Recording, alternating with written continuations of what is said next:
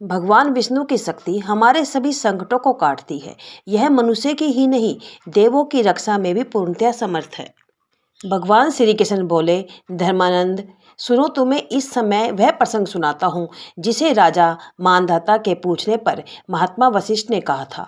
फागुन शुक्ल पक्ष की एकादशी का नाम आमलकी है। इसका व्रत विष्णु लोक की प्राप्ति कराने वाला है। मानधाता ने पूछा, वशिष्ठ जी, यह आमलकी व्रत की कथा बताइए।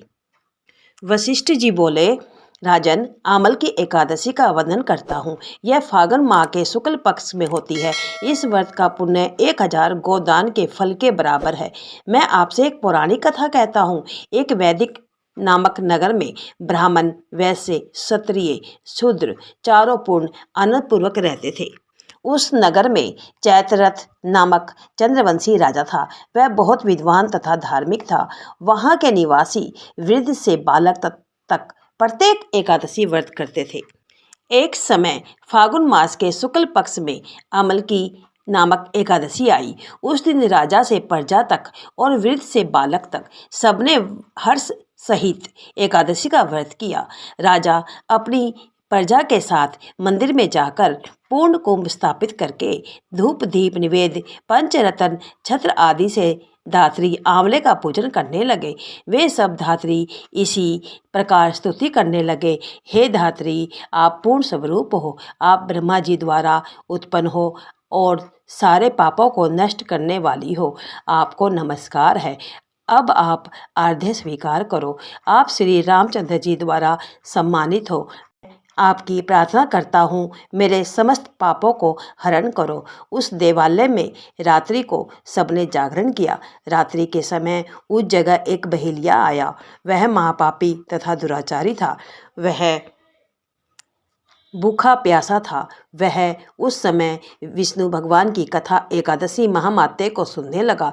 बहेलिया ने उस रात्रि को अन्य लोगों के साथ जागकर व्यतीत की। प्रातःकाल होते ही सभी लोग अपने अपने घर गए। कुछ समय बीतने के पश्चात उस बहेलिया की मृत्यु हो गई। उस आमल की एकादशी के व्रत तथा जागरण के प्रभाव से उसने राजा विदुरथ के घर जन्म लिया। उसका नाम वसुरथ रखा गया। बड़े होने पर वह चतुरंगिनी सेना सहित तथा धन धान्य से युक्त होकर 10,000 ग्रामों को पालन करने लगा।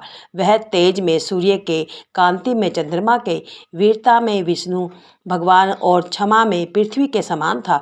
वह अत्यंत धार्मिक, सत्यवादी, कर्मवीर और विष्णु भक्ति था। वह सदैव यज्ञ किया करता था। एक दिन वह राजा शिकार खेलने के लिए गया। देवयोग से राजा रास्ता भूल गया। तब वह उसी वन में एक वृक्ष के नीचे सो गया। उसी समय पहाड़ी मलेच्छ वहां आए और राजा को अकेला देखकर उस पर मारो मारो का शब्द करके टूट पड़े। मलेच्छ कहने लगे, इस दुष्ट राजा ने हमारे संबंधियों को मारा है तथा देश से निकाल दिया है, अतः इसे अब अवश्य मारना चाहिए। ऐसा कहकर वह मलेच्छ राजा और अस्त्र शस्त्र का प्रहार करने लगे।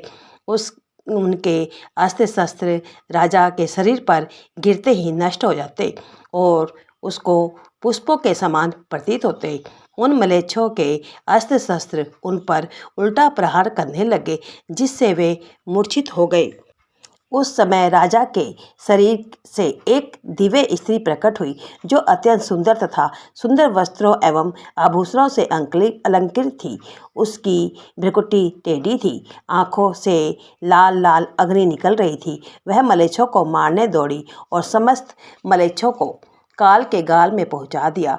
राजा जब जागा तब इन मलेच्छों को मरा हुआ देखकर सोचने लगा कि इन शत्रुओं को किसने मारा है। तब आकाशवाणी हुई, हे राजन, इस संसार में तुम्हारी विष्णु भगवान के अतिरिक्त कौन रक्षा कर सकता है।